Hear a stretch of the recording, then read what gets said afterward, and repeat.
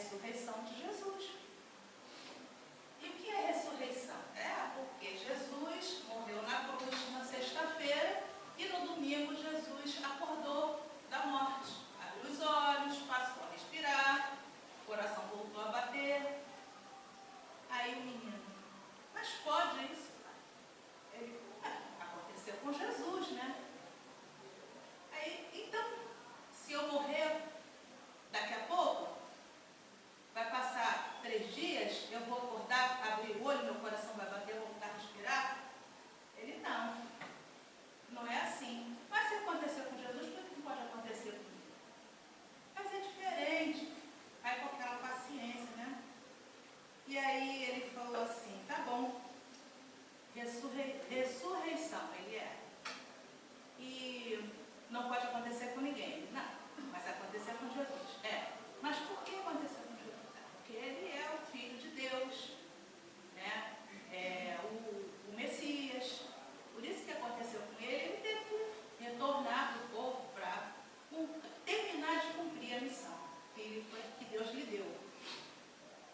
Aí ele, sei. Então foi Deus que deixou que acontecesse isso. Como Deus deixa que aconteça todas as coisas. Perfeito, Pai. E Jesus é Filho de Deus, ele é Filho de Deus. Mas se ele é Filho de Deus...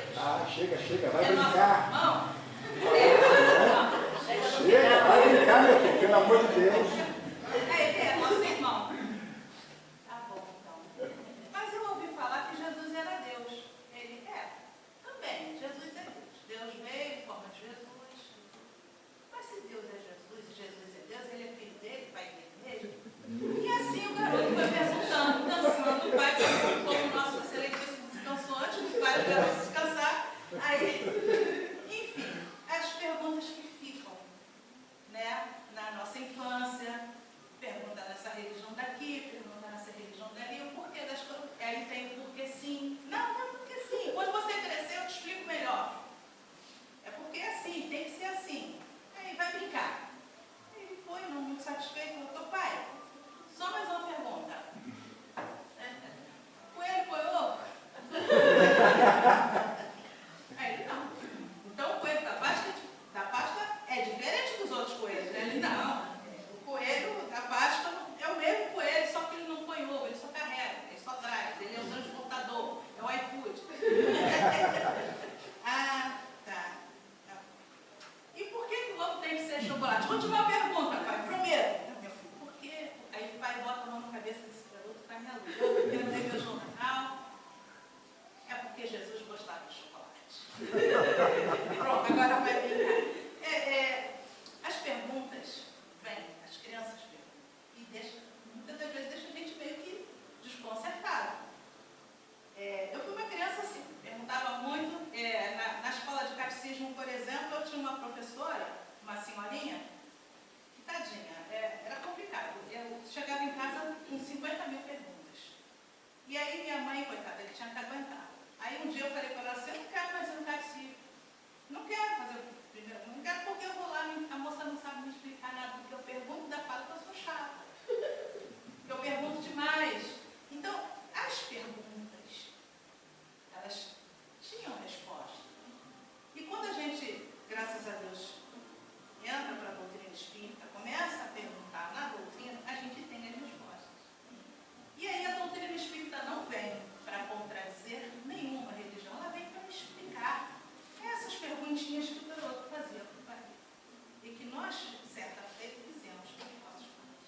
Daí esse tema, hoje, a Páscoa na visão espírita. Pesach, né? No hebraico, isso significa passagem. A gente sabe que na Bíblia tem a passagem dos judeus, né? Representa a travessia, né? Pesach representa a travessia, passagem pelo Mar Vermelho, quando o povo, liderado por Moisés, passou da escravidão do Egito para a liberdade, a terra prometida, que era Canaã. Isso aí até dá um tema de palestra, porque saiu depois aí um caso de controvérsia com relação ao Mar Vermelho, que não era Mar Vermelho.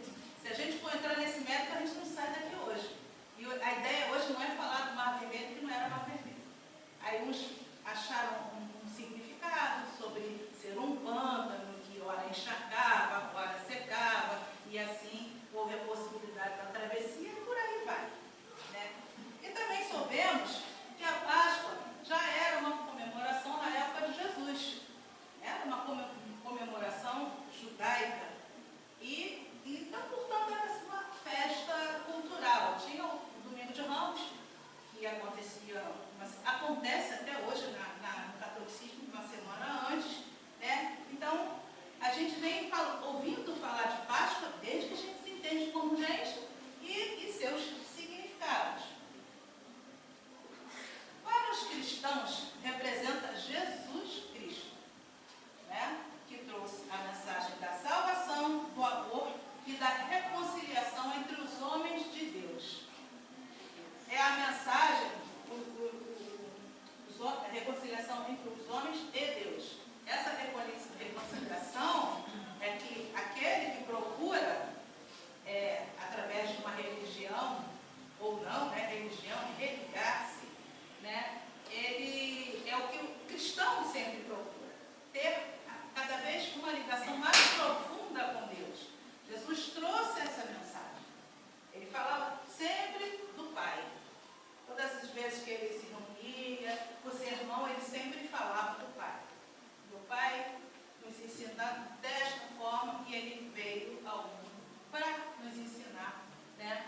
E fazer valer a primeira revelação, que foi Moisés e os 10 mandamentos. Aí Jesus vem para fazer valer. E foi a segunda revelação de Jesus.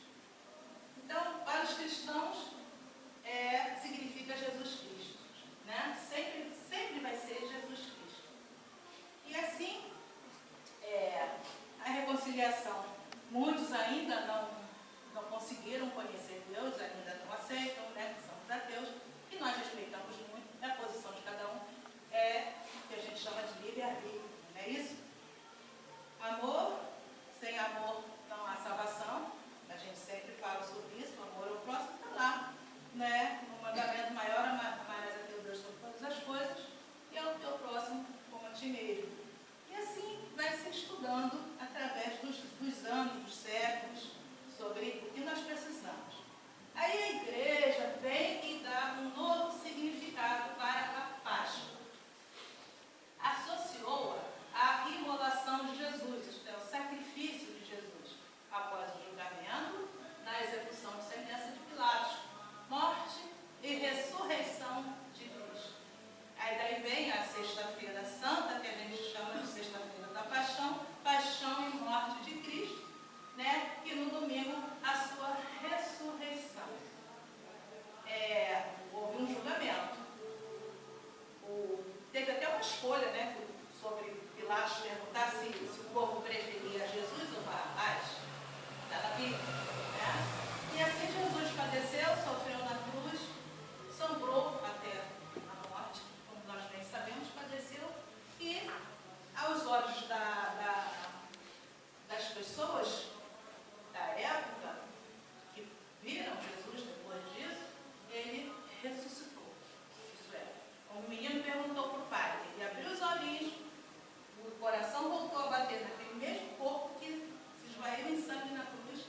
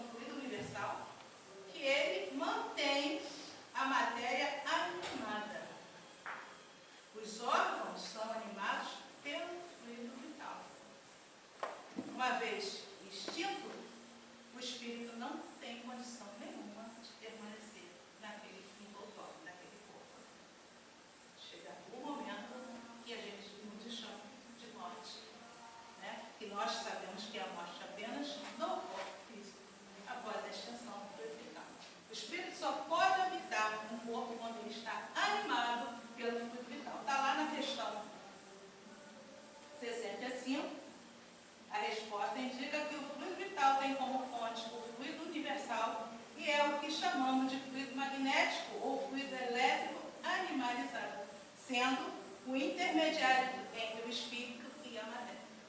Então, para estarmos encarnados, precisamos do espírito. E o espírito precisa do fluido vital. O que extinguiu de Jesus? Todo o fluido vital de Jesus foi extinto. E daí seu espírito saiu. Cumpriu a sua missão. Mas ele apareceu. E daí deu o que falar. Né? Ele apareceu. Teve Maria de Magdala. Foi visitar o sepulcro para depositar flores, orar. Encontrou lá de removido e perguntou: para onde levaram o corpo do Rabone, do mestre? Para onde? Essa foi a pergunta que não quis calar e não quer calar até hoje. O que poderia ter acontecido com o corpo de Jesus? A gente faz uma ideia. Algumas pessoas, na história de Mangaratiba, por exemplo, conta-se que alguns habitantes indígenas, lá quando Mangaratiba era só terra de índio, que tinham alguns que gostavam de se alimentar de pessoas inteligentes. Isso está na história de Mangaratiba. Vou entrar porque a história é enorme. Qual era a ideia de se alimentar? Adquirir a inteligência daquela pessoa. Ele é muito inteligente, então vamos comer ele para não pegar a inteligência dele. Não estou dizendo que comeram o corpo de Jesus, pelo amor de Deus. Mas, gente, a gente tem um raciocínio. A doutrina nos ensina a raciocinar dentro de uma lógica. Graças a Deus por isso. Podem ter roubado. Para enterrar no próprio quintal de casa. Vamos enterrar o mestre aqui, porque o mestre fazia milagre. Curou, fez cego enxergar, fez aleijado andar, para poder a nossa casa ter sempre cura. Até hoje. Pode procurar na Bíblia onde foi parar o corpo de Jesus. A melhor resposta é: ressuscitou. Ressuscitou. E apareceu para Maria de Magdala, apareceu para os discípulos. Aí uma resposta: mas por que ele conseguiu ressuscitar? Porque ele é mestre.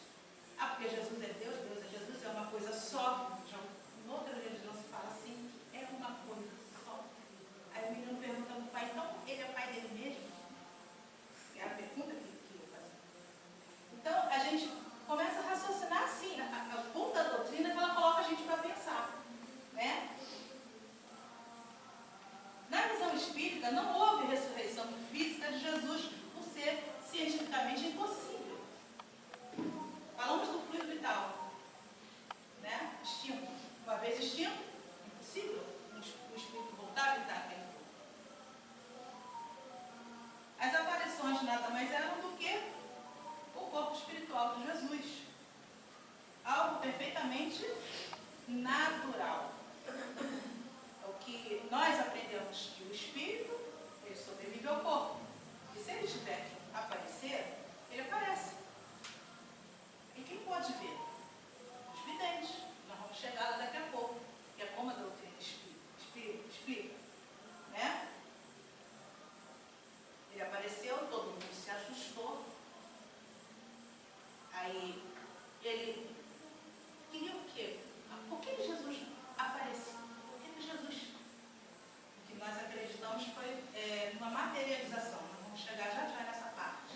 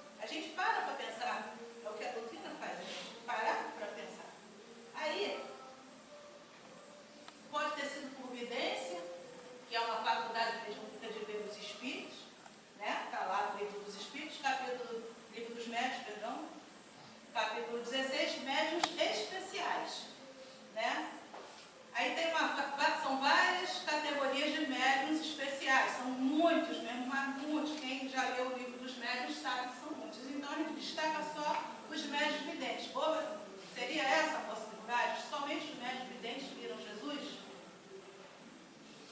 A gente sabe que não foi só um ou dois, só Maria de Magdala. Todos os discípulos viram. Os 12, 20. É uma possibilidade. Né? Os que veem os espíritos em estado de vigília, a visão acidental ou oculta de um espírito. Em determinada circunstância, é muito frequente, mas a visão habitual ou facultativa dos espíritos, sem qualquer distinção, é excepcional. Então, a gente tem aí uma explicação para Jesus ter aparecido. Mas parece, pela Bíblia, que muita gente viu. Foi só Maria de Magdala e os discípulos. Muita gente viu, inclusive, aquela parte que diz que ele sobe aos céus. Então, a gente até vê essa possibilidade de terem sido médios videntes, né? Uma visão coletiva.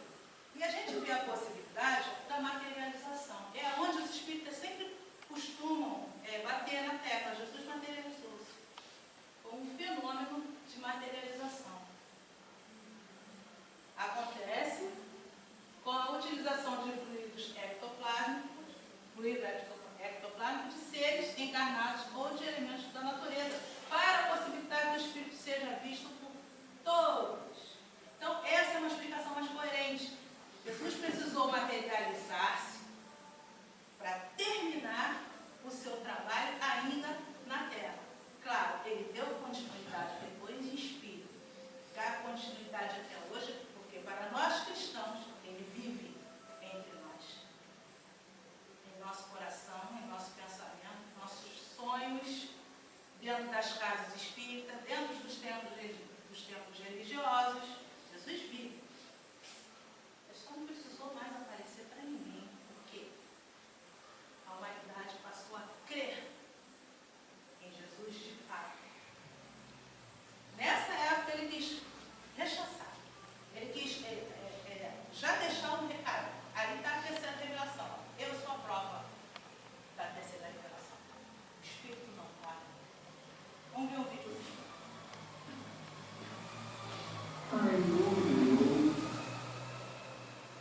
Ectoplasma.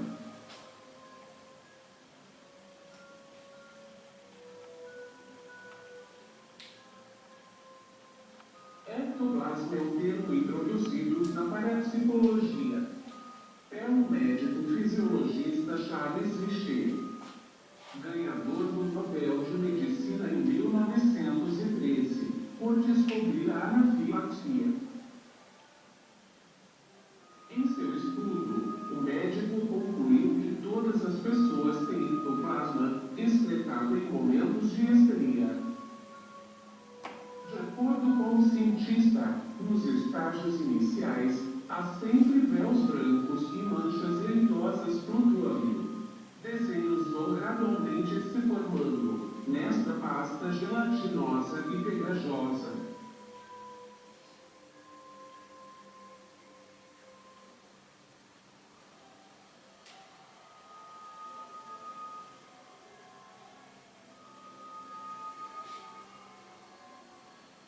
Richer dedicou-se a trabalhos que descreviam experiências sobre os fenômenos de materialização, como os fenômenos produzidos pela médium Eva Carrier e alguns outros médiums.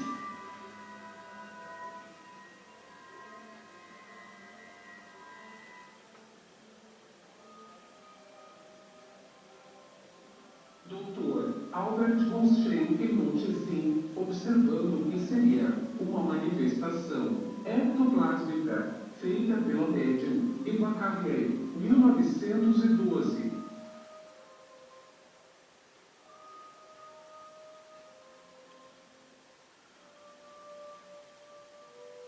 Apesar da investigação e definição do médico, o ectoplasma não tem comprovação científica. Porém, surgem perguntas que parecem não ter explicação e que nos intrigam.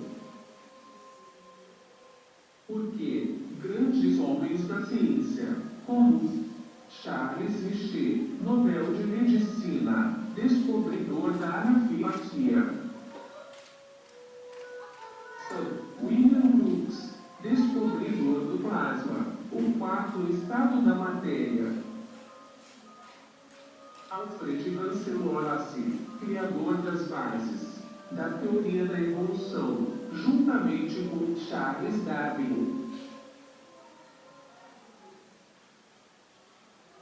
Como todos estes cientistas, seriam enganados durante toda a vida, sendo pesquisadores tão aclamados e renomados pela sociedade.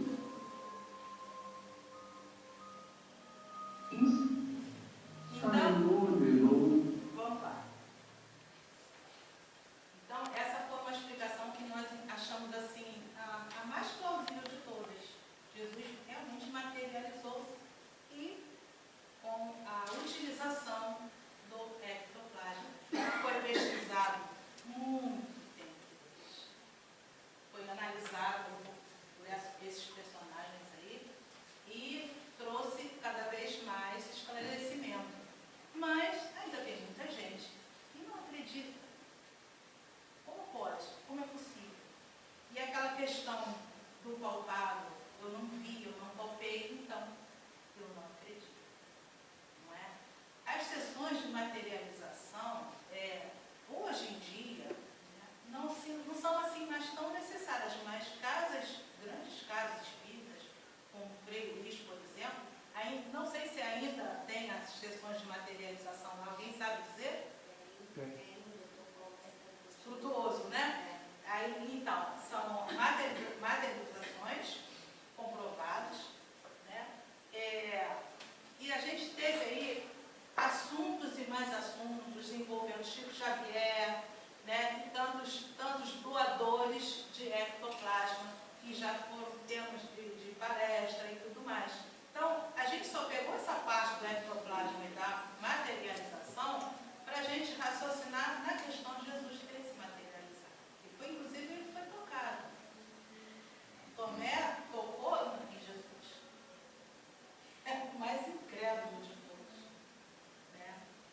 Pegou na mão dele. Então, é possível um espírito materializado se tornar tangível com o uso do ectoplasma. Quem foi o doador do ectoplasma para a materialização de Jesus?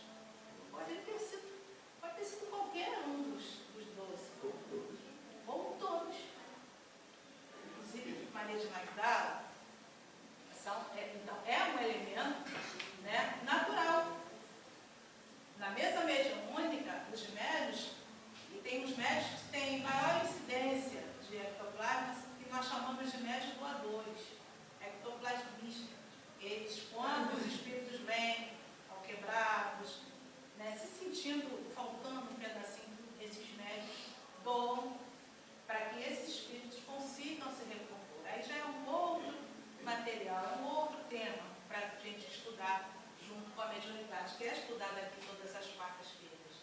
Então, é possível, mas o mestre precisou mostrar. Então, foi assim, a primeira vez que podemos dizer que foi observada assim, uma materialização tão perfeita como foi a de Jesus, a ponto das pessoas acreditarem que ele ressuscitou. E ainda veio a questão do corpo desaparecer do sepulcro e pronto. Então, ele realmente se recompôs todo, o sangue todo voltou e é o mestre vivo.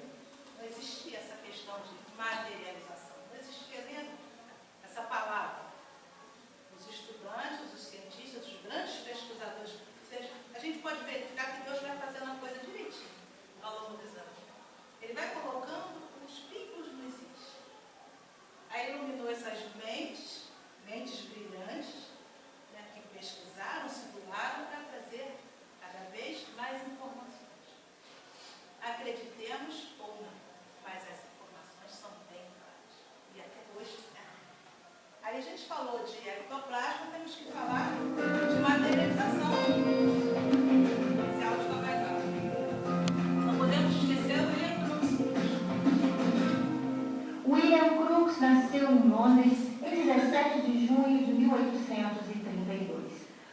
considerado um dos maiores químicos da Inglaterra, com uma trajetória brilhante no campo científico. Em 1855, assumiu a cadeira de Química da Universidade de Chester.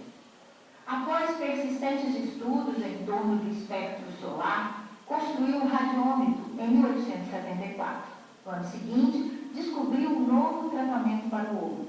A Rainha Vitória da Inglaterra nomeou com o mais alto título daquele país, Cavaleiro.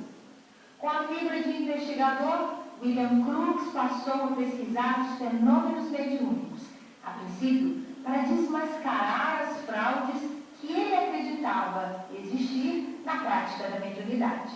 As mais notáveis experiências mediúnicas foram realizadas através da médium Florence Cook, quando obteve as materializações do espírito que davam o nome de Kate King. Este fato abalou o mundo científico da época. No dia 22 de abril de 1872, aconteceu pela primeira vez a materialização do espírito Kate King. Estando presente na sessão, a mãe, alguns irmãos, a médium e sua criada. Após várias sessões nas quais o espírito Kate King se manifestava com incrível regularidade, a senhorita Florence afirmou a William Crookes que estava decidida a submeter-se a todo gênero de investigações. Na sua obra Fatos Espíritas, William Crookes faz um relato detalhado de todas as experiências de materialização realizadas com o espírito Kate King. Essas experiências não deixam dúvida quanto ao poder extraordinário do espírito de assumir uma forma utilizando-se da matéria física. William Crookes penetrou o campo das investigações com o intuito de desmascarar e encontrar fraudes. Entretanto, quando constatou que os casos eram verídicos, ele rendeu-se à evidência, curvou-se diante da verdade, tornou-se espírita convicto e afirmou: não digo que isto é possível, digo que isto é real.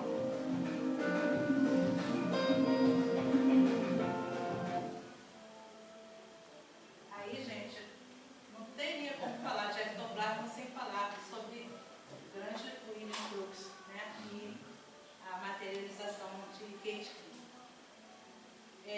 Dá para ver pelas fotos como ficava perfeitinho, né? Então, imagina se Jesus não ficaria. Verdade? Ali utilizava-se o ectoplasma da médium Florence Cook. É isso? E aí a gente chegou na parte do coelho e o ovo. E o filho perguntou para o pai se o coelho de Páscoa botava ovo. Né? Ele não põe. Ele é diferente, não é diferente. Ele é igual ao outro, ele só transporta. De onde saiu isso? Né? A gente sabe que a gente vive num mundo de simbologia, muitas das vezes. Então essa foi só mais uma simbologia. Uniram o útil ao agradável, vamos colocar assim. O comércio gosta, né? O comércio agradece. Vamos colocar assim. Mas teve um pensamento para chegar até isso daí. Apesar de ser um mamífero e, por conseguinte, não botar ovos, assumiu o papel de produtor e entregador dos ovos de Páscoa. Pelo fato do coelho representar fertilidade, que leva ao renascimento e à esperança, e o ovo representar o surgimento da vida. Aí foi ligado à esperança, Jesus, né? A vida, Jesus, tudo interligado a Jesus, né? E renascimento, segundo o que nós vimos lá atrás, Jesus renasceu. Mas todos nós renascemos, não no mesmo corpo.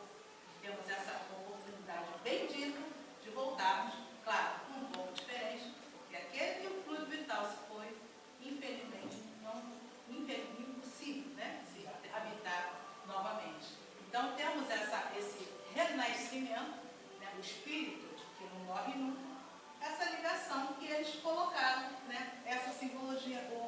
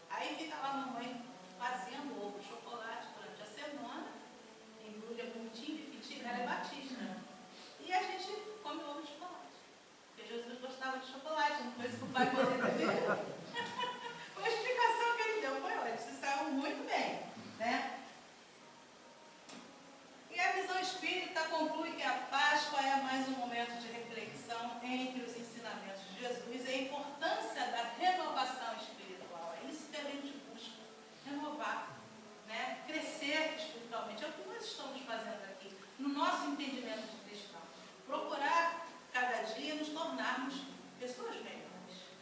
Não é? Então, o que é celebração religiosa? Ela existe. Nós respeitamos, até celebramos também. Gostamos de chocolate, né? Para aqueles que podem comer, mas já tem até aquele chocolate para quem não pode, sem açúcar, né? É bonitinho, as crianças têm aquela brincadeira de esconder o vinho, né? Mas a gente sabe perfeitamente que a coisa não é bem assim. É verdade? Os espíritas valorizam a mensagem de amor e caridade pregada por Jesus e seus belos exemplos que o imortalizaram. Eu falei ainda há pouco, Jesus vive entre nós. Ele é imortal. Então, toda aquela situação que aconteceu com o Mestre, né, o sofrimento, a cruz, o retorno materializado, não foi em vão. Ficou e permanece para sempre. Né? A gente vai desencarnar, vai voltar, e Jesus vai estar sempre entre nós. Né? Eu acho que está acabando. Está acabando. A nossa mensagem, volto a dizer, com relação à questão que nós estamos abordando, é: a doutrina espírita é maravilhosa. Deixa a gente com uns pontinhos de interrogação que o menino ficou perante o pai. Só que ela não veio para contradizer nenhuma outra questão religiosa, de forma alguma. É uma filosofia, é uma ciência e uma religião. Né? E que nós, espíritas, devemos agradecer por essas preciosíssimas informações que nós estamos adquirindo ao longo dessa encarnação. Aí, para fechar, Jesus é o nosso mestre, modelo e guia. Aprendendo com ele, seremos sempre capazes de fazer brilhar a nossa luz. Ele é o caminho, a verdade e a vida. Independente de ser domingo de Páscoa, de ser sexta-feira da Paixão, de ser 25 de dezembro do Natal, Ano Novo, independente de qualquer coisa. O dia dele é todo dia. Né? Aí eu trouxe, né, Rosângela?